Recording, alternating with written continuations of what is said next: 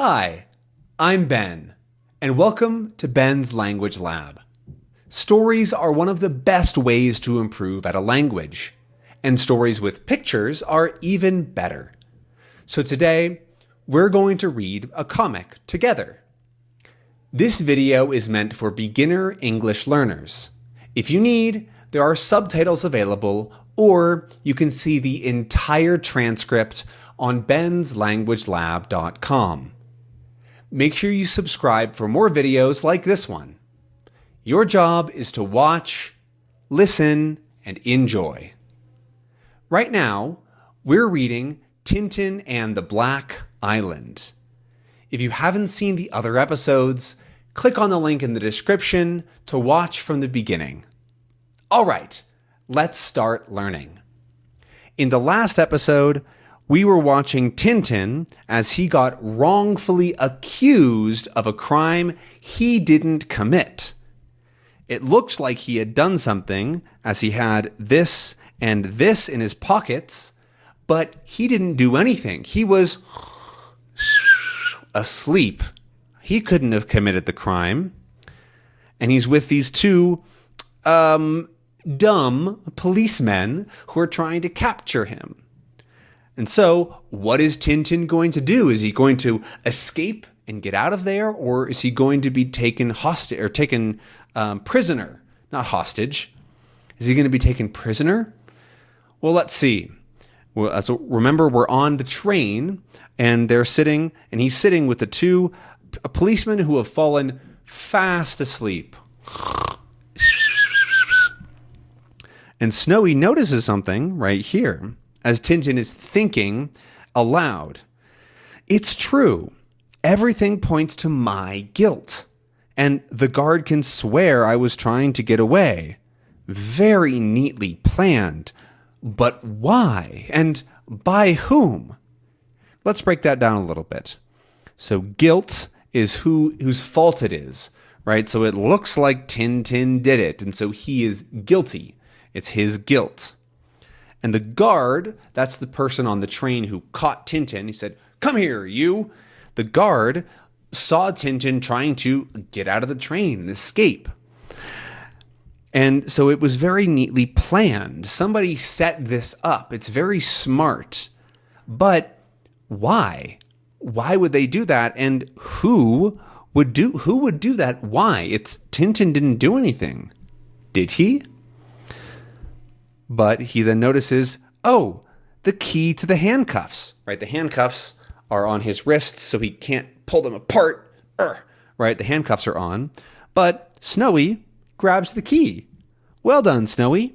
Bring it here. And so Snowy brings the key over, and then Tintin unlocks his own handcuffs, and he can get free. And the two police guards are still sound asleep. In English, we use Z's like that to be somebody sleeping. Zzz, or snoring, usually. Right, snoring. And so Tintin knows, I gotta get off this train. And so he also pulls the emergency brake, slowing the whole train down. And then the luggage falls directly onto the policeman's head. And then they go, oof. Goodness gracious, we stopped. Good heavens, where's Tintin? They notice he's not with them. And then the other one says, I don't know. Where did he go? And they say, he's given us the slip. Got away with handcuffs too. What a cheek. And then he's walking away.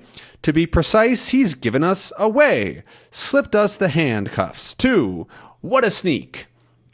And then, of course, they're connected by their hands, and so they both fall onto the ground like a bunch of fools.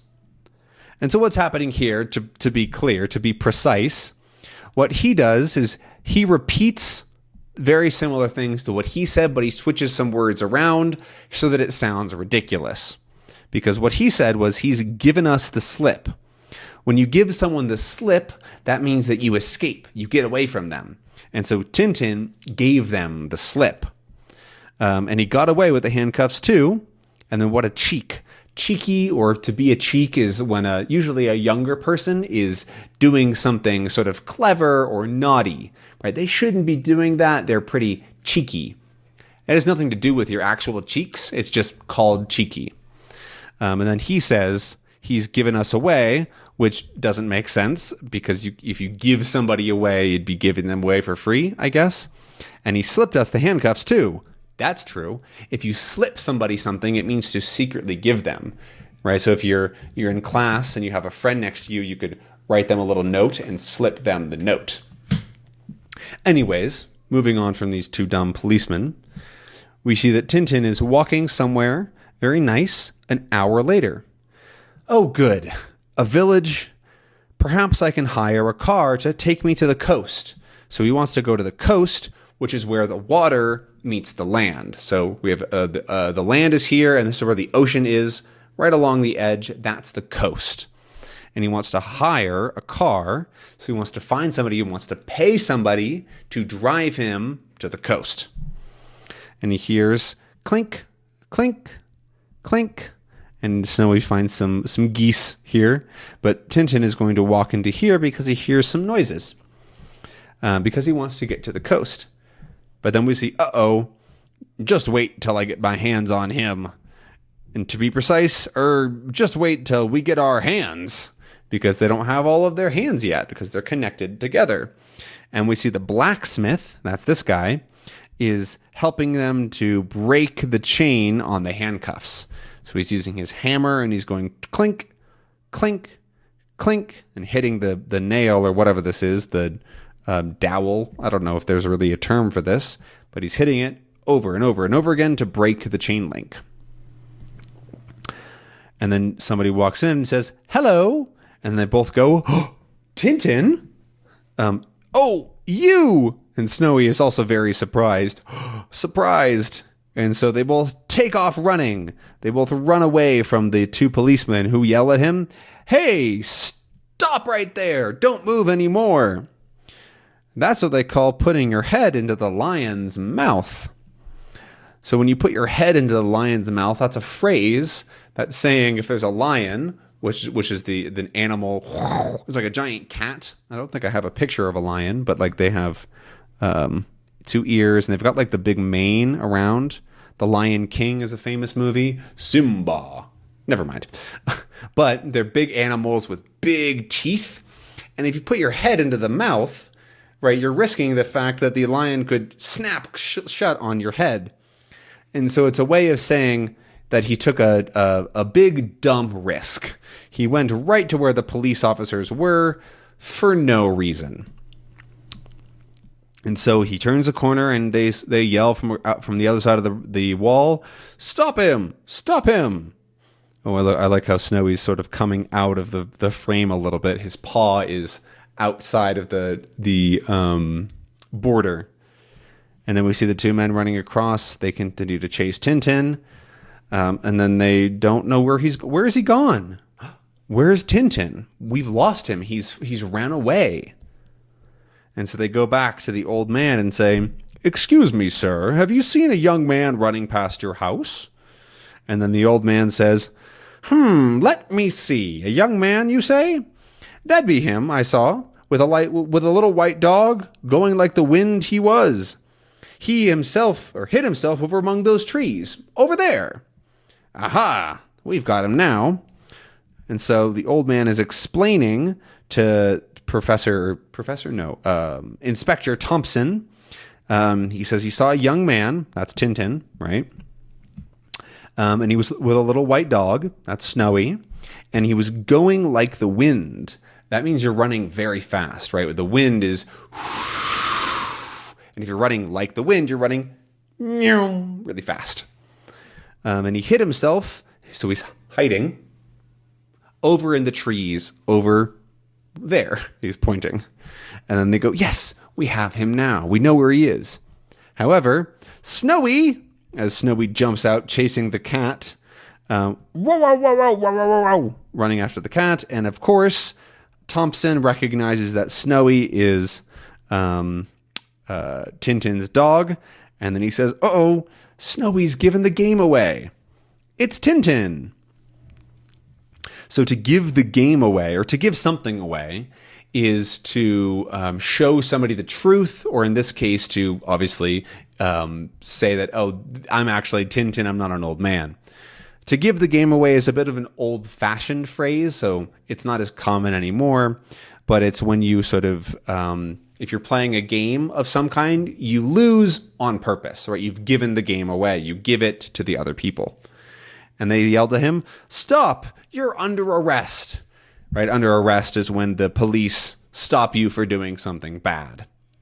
But Tintin is not going to have any of it. He continues to run away because he's innocent. And so he's running away. He loses his coat, and the beard is in his hand. And Thompson are chasing him, and they say, "We're gaining on him. We're faster than him." To gain on somebody is when two things are chasing each other, right? So this thing is chasing this thing. They're even in this shot. They're even, but if thing two is gaining on them, it's going to catch them, right? And so to be precise, we're crash, right? Of course, they fall down again because they were still connected by the handcuffs, and they tried to run right through the lamppost. A bunch of fools. And so Tintin continues to run along the road on his own, running away from them. And then he finds Snowy, who looks like he got beaten up by the cat, right? He's got a little bandage on his face because the cat must have scratched him. And he's all feels bad for causing a problem. And he says, "It's your own fault. If you'd kept quiet, none of this would have happened. Here comes a lorry going our way. I'll try to thumb a ride." So a lorry is like a truck, like this. Again, it's another sort of old-fashioned word, but it's a truck in this case. And it's going the same direction we're going. We're going that way, and the lorry is going that way as well. So they're going our way. And I'll thumb a ride, right? So that means that's the trick. You hold out your thumb and you say, "Can I get a ride with you? Can I go? I'm going this way." It's also called hitchhiking in English. So you see he's got his thumb out. He's trying to thumb a ride, and they slow down and they pick him up, because now we see that Tintin and Snowy are in there. "Lucky for me, you're going right to the docks. I'm trying to catch the cross-channel ferry. Think we'll make it?" So the docks are on the coast, and they go out into the water. It makes it easier to get on a boat. We'll see the docks in a second because they're going there. And so he's trying to get a ferry, which is just a big boat, and the cross channel. So the channel is, if this is one country right here, and this is a country here, this is water, right? This is the channel, right? So the channel goes between two countries or two things, I guess. It doesn't exactly have to be countries, but he wants to get through the channel. So he must be in France right now, trying to get to England, because that's where we know he wants to go. And there's the English Channel that goes between the two countries. Think we'll make it? And so that's asking if they'll make it on time, right? Are we fast enough to catch the ferry? And here he is. This is the ferry. We're now on there. And the guy is saying, "All right, haul off the gangway." And so this is the gangway. And hauling it off is to bring it off the boat. When you're on a boat, there are a lot of different words that get used that are not normal common English. And so you'll see a lot of random words get used, such as gangway and haul off. But here we are. And then we see our two bad guys from earlier. "So, my friend, we are safely away. Our little plan was a good one, eh?" And so they were from the other episode from before, and we know that they were the ones who actually stopped the train. And so then the other one says, "Not bad at all. By the time Tintin is finished proving his innocence, we shall be well clear." And so our little plan, right, that was the plan to set up Tintin. It was a good one, good plan. And he's saying that Tintin is going to be fine. They're not going to be able to charge him with an actual crime because he's innocent, but it will take time, right? By the time Tintin has finished proving his innocence, we shall be well clear. So well clear is you're far away, right? They're going to be somewhere else totally, and they're going to be well clear. However, what's this? A question mark as Tintin runs up the gangway and jumps into the ferry at the last possible second. Phew, he says. And so now they go, don't let him see us. We can't do anything here on the boat, right? They're saying that there's nothing they can't knock him out. They can't charge him with another crime. And so it's best to stay hidden from Tintin. And so now we see that they're on the boat, right? This is the ferry that is going between the channel. So here's the water. And so this must be the channel. So they're going in the direction of some other country. In this case, probably England. Let's see. We reach Dover in an hour's time. A train from there will get me to Littlegate at 5:10. Then I'll take a taxi to Eastdown from the Littlegate station. So now he's planning how he's going to get around things. And so we know he's going to Dover, which is in southern England. And then he's going to go to Littlegate at 5:10, right? So that's, 5:10. So that's 5:10 is when he's going to get there. And then he'll take a taxi to Eastdown from Littlegate station, right? Because we know he has to get to Eastdown because that's what they said in the last episode. And so we know that he's done. He gets to Littlegate. This is a way of speeding up time, right? Because we don't need to see Tintin travel all that way.